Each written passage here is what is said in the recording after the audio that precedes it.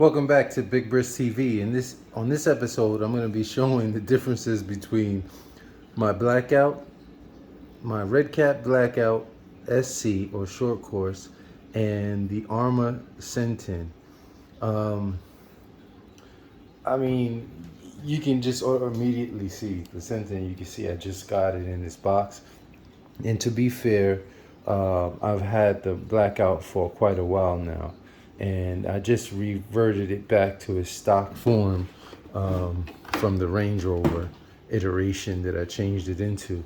And one of the reasons I did that is because although this truck is awesome, the size, I mean, for bashing, it's great, but you know, I wanted something more like a truck.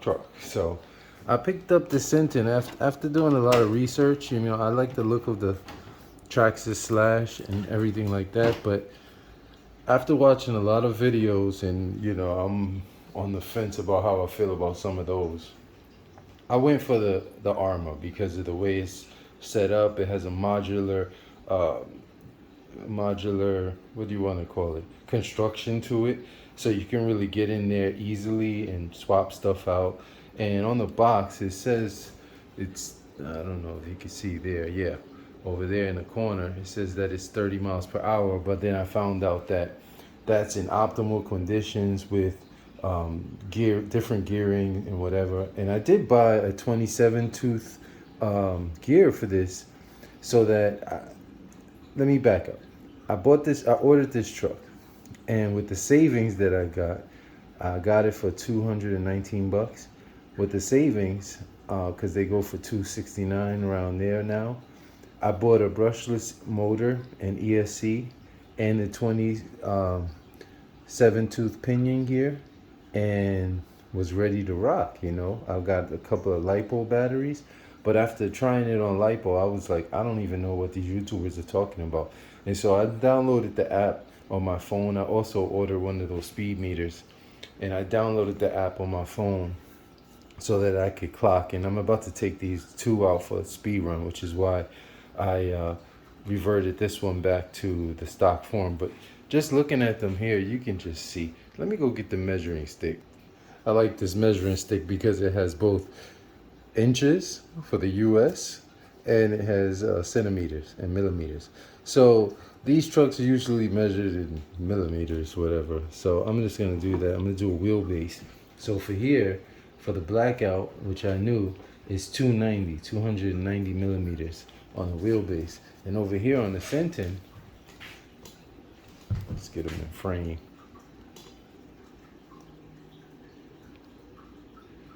That's about 330, just under 330. So I would say 327 maybe on the wheelbase. So that's a big difference. And then the overall length, I mean, this thing is around 55 centimeters. And then on the Blackout, 44. So, or 45. So you see, there's a huge difference. And then in the width, I mean, I'm not even gonna, I might as well measure the width. The Senton is a little over 29. It's like, I want to say 27. And then the Blackout, 26. So the Senton's a bit wider and then the Blackout, but I found these more conducive to, switching over to other stuff.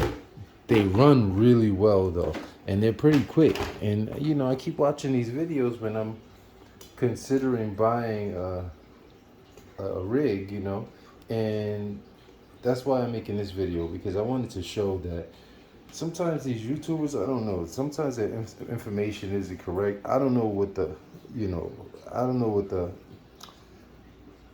thinking is behind it, or if there's a motive behind it. But hey, I'm not gonna try to call anybody out and say they're not being truthful, but man, it's hot in here. I'm sweating. I turned that AC off so that I could get a little bit more good sound on this video, but man, it's brutal. But anyway, yeah. Let's get them opened up. Take out these pins on the Blackout. Slide this guy over. And inside here, this is a really nice setup. I mean, they have the solid metal upper deck. That thing is really thick. Look at that. It's solid. Upper deck for the chassis. It's got a nice tub in it. It's got these metal shock tower mounts on it, and a load of adjustments. Look at that. Look at the amount of adjustments you have here in this suspension. They both have oil-filled shocks, but you have adjustments here, upper control arms, the links. You have adjustments down here on the shocks, shock adjustments here. You have lower control arm adjustments here, upper control arm adjustments. You have shock tower mount adjustments. You have shock adjustments, at least 3, 4 on each side. Body mount adjustments. And so this thing is crazy. And it also comes with a heat sink on the motor. But to get inside this diff is really difficult. I mean, there's a load of screws just to get this diff cover off, and then to get inside the differential, which is here. I mean, that can be a pain. And then just once you get these covers off to get the motor or do any maintenance or swapping this thing out, can be a pain. I tried to oil this using this little opening here in the covers, but I mean, it's a really good setup and it works for what it does. The one downside to these things, and as you can see, there's a hole here in this mud flap, is these mud flaps, if you're doing some bashing, they get tucked behind the wheel like that. And so that's a weak point of these Blackout SCs. But otherwise, I mean, the shocks are fully adjustable. They're really nice. I mean, and then with these, like I showed before, with these hub carriers, if you snap one of these arms off, you have another one here. You just take it, flip it around, and that works both front and rear. I have one snapped over here on this side in the back, and then another one snapped a little bit here on this side. So I've already been putting this thing through its paces. But if you look at the chassis, this is pretty much the same chassis on the Redcat Lightnings. I mean, it's almost the same. So that's the Redcat Blackout. Now for the Senton, I'm gonna need a little bit more room for this big boy. I like the fact that it comes with these hood pin retainers. They're rubberized, and I can see if you use just the retainer over time to pull these pins out, that it'll eventually snap like a rubber band probably. But I like how that it stays in there. It's kind of rattly when you get it off, but you know, it's a chassis. You know, everybody's seen this before. Don't just bash, blast for the Senton. And just look at this. What's the difference? I mean, it just swallows up the Redcat body. That's that's ridiculous. It's phenomenal. This is a man struck. This would be like maybe a Slash versus a UDR, you know? I mean, the size on it and everything, the weight. But inside here, this thing is really beefy. This thing weighs a full pound or almost 2 than the Redcat. It has the battery in here. It comes with a 3300 milliamp hour nickel metal hydride battery. It's a hump pack, so a 7-cell, and it's 8.4 volts. So, you know, it's got this 12-turn motor, a hot motor for the hot boys, and it's got your ESC that's LiPo ready. The same thing with the Redcat. I'm gonna go run these on these stock batteries. The Redcat came stock with a 33,000 milliamp battery, nickel metal hydride, and I'm gonna run them both on their stock batteries, and then I'm gonna both run them on 2S and see how they perform. But as you can see with the Arrma, There's not many adjustments here in all the steering components. These are solid. These upper control arms are really solid, or sway bars, whatever you want to call them. They're really control arms, and all the links are solid. They're not, and they're all plastic. They're not adjustable. And then the, what do you call them? I'm drawing a blank, and I deal with real cars. What did I have to? Let me think on this. Axles? Maybe that's it. The axles, I'm thinking CV joints, I'm thinking boots, I don't know. But I like how it has this tub protector for, you know, for the bash action. You get some type of rock protection and maybe some mud and whatever, but you're gonna get these things filthy no matter what you do. The D-Boost tires are nice. I noticed that the rims, if you look on the inside, the rim is not as small as it appears on the outside. On the inside, these are really low profile. I don't know if I'm showing that right, but see that rim is low profile. And then I touched it over here, and they don't compress as much. But I think the Redcat wheels and tires are pretty much the same as far as you know, the squishiness. But everything pretty much on here is just plastic. I like these protectors down here.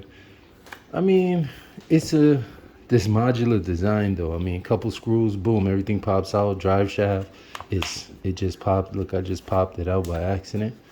It just slides back and pops out. And pretty much, if you're watching this video, you've seen all of this. People probably demonstrated this much better than I'm doing, but mainly I'm doing this for the speed run. So I'm charging up my beater phone right now. My wife is gonna hate me for that.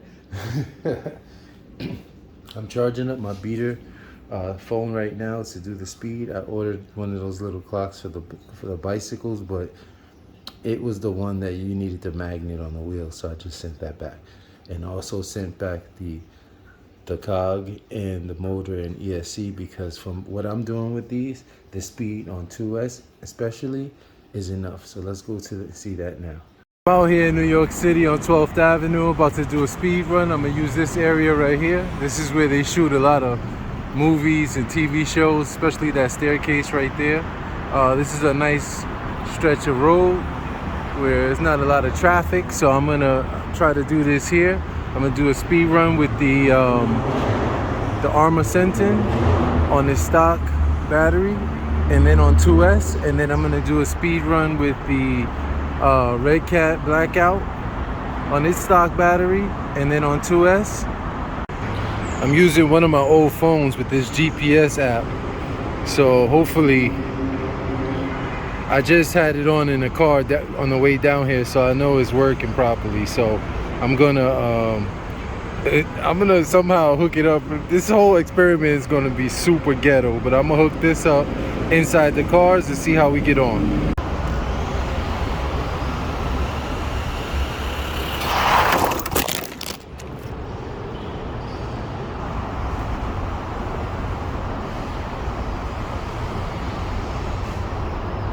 Hats off to guys who do this and make it look easy.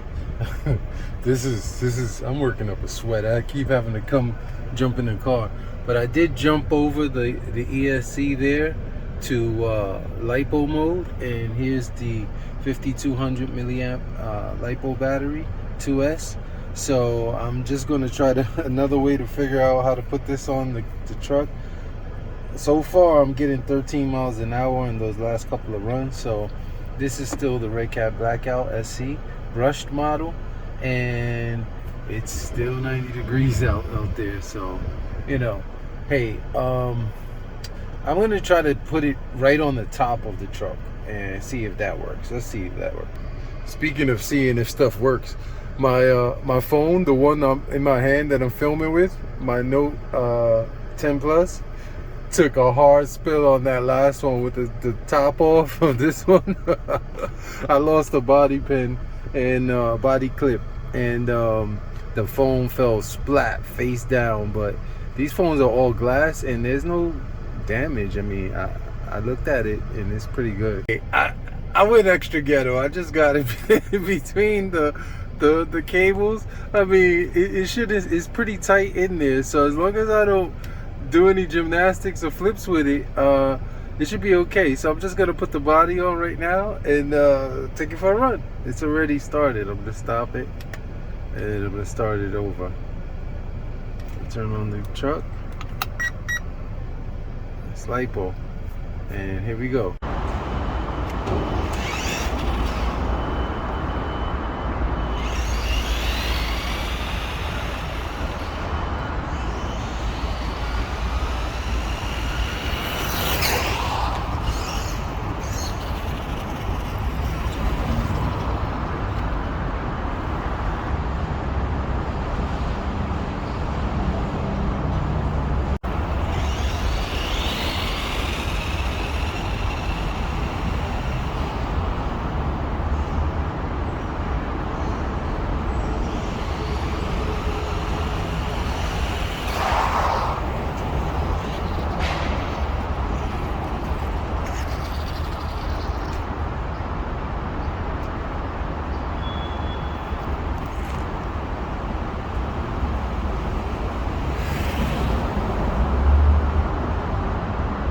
These are truly shenanigans. It's just outrageous what I'm doing. It's super ghetto.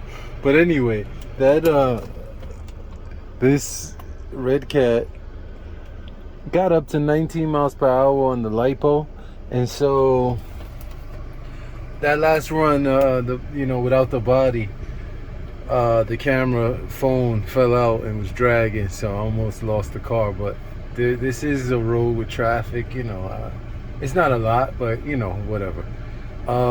There's the time, so you can see how much time I've been wasting on this.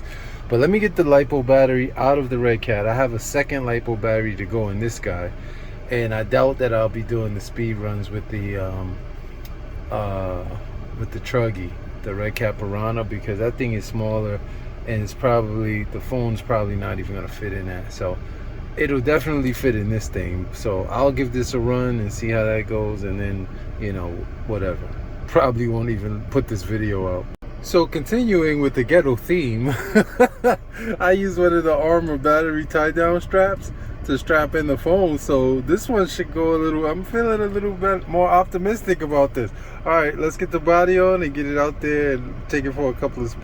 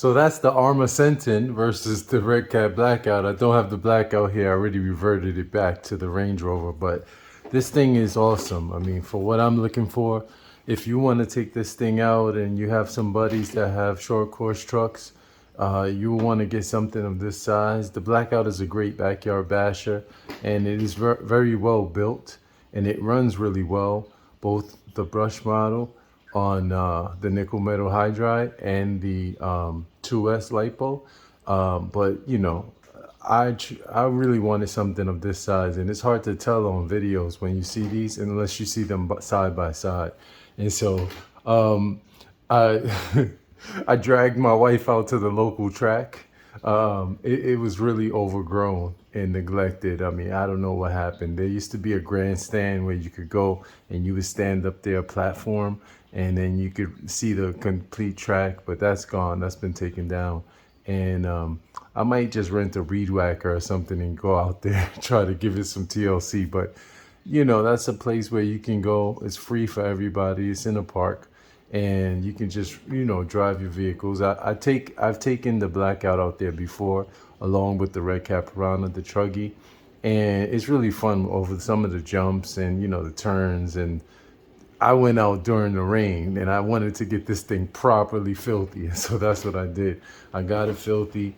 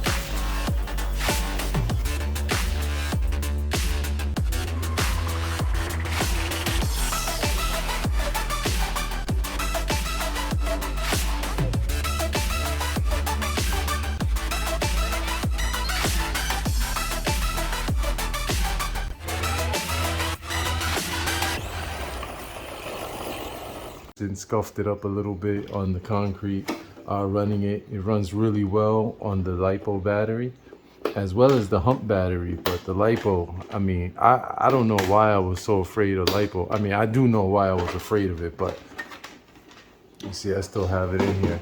And as long as, I guess, I thank you to all the people who in the comments, both on the forums and my video about why I'm scared of LiPo. I really didn't explain why, but I think people know. I think if you just take care of them and you treat them properly, and you're not super stupid with them, they're very safe. And so yeah, with the weight savings and then the extra punch of speed, especially with this 50C cell, I've been running these LiPos, and then I got the battery checker, which is another thing.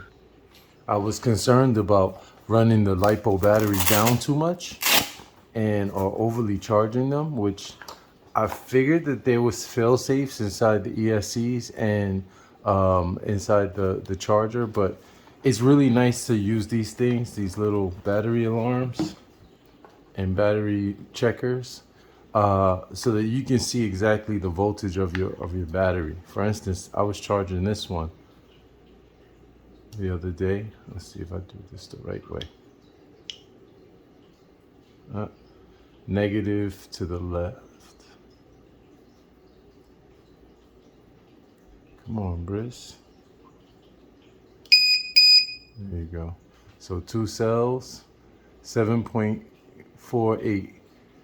So I've been using this battery already, and it's still at 7.48.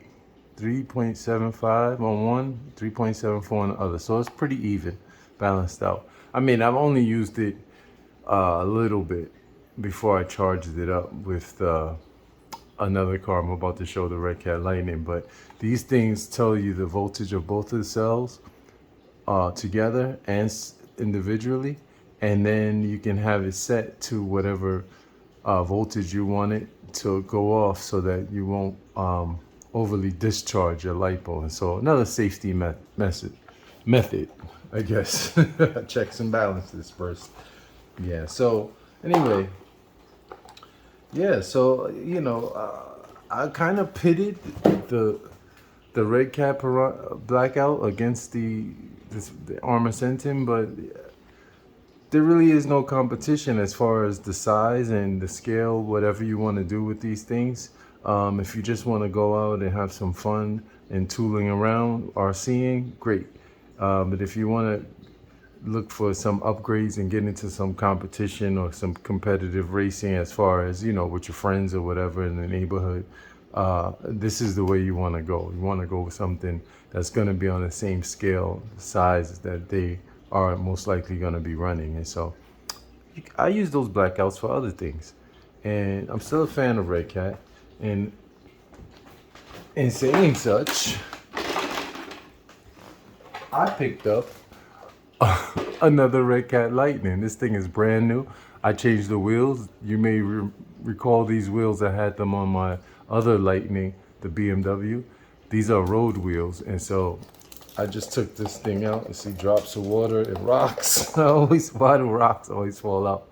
I'm really using these things, folks, but I used the 2S in this and super fast.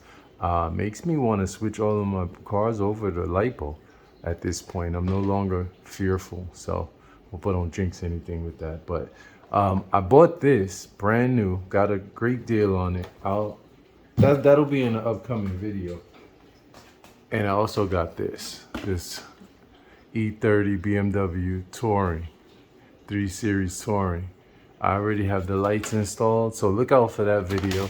This paint job came out excellent. Look at that gold flake in there.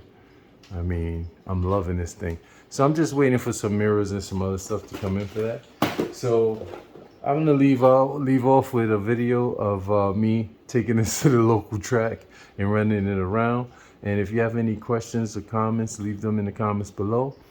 Hit a thumbs up if you really like this video. If you didn't like the video, hit the thumbs up anyway, and hit that subscribe button. It doesn't cost you anything, and but it really helps out the channel. So see you on the next one. Everybody stay safe. Big Briss out. Did you notice that when I went out there to do the speed run on the cars, on these, there was no traffic, and then suddenly when as soon as I put the cars down on the pavement, boom, cars start coming back there. I mean, there's never any traffic back there, and all of a sudden, a lot of traffic. I cut a lot of that video out. It was super hot and steamy, but I went under there because it's under the Riverside Drive overpass and also the West Side Highway. It's adjacent to the West Side Highway, which turns into the Henry Hudson right around the area. So I was getting a little shade from the sun. So anyway, with that ghetto method that I was using with the phone as my GPS speed meter or speedometer, those times that I was getting, it was coming back really wonky.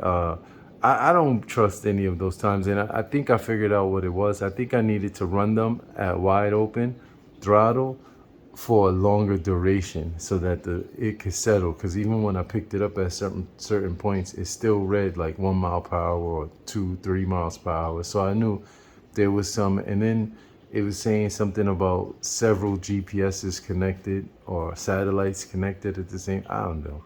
But those speed meters, those RC speed meters that people use in those videos are kind of expensive. So I wasn't even going to do that. I could spend that money on some more batteries or something else, you know, a whole car.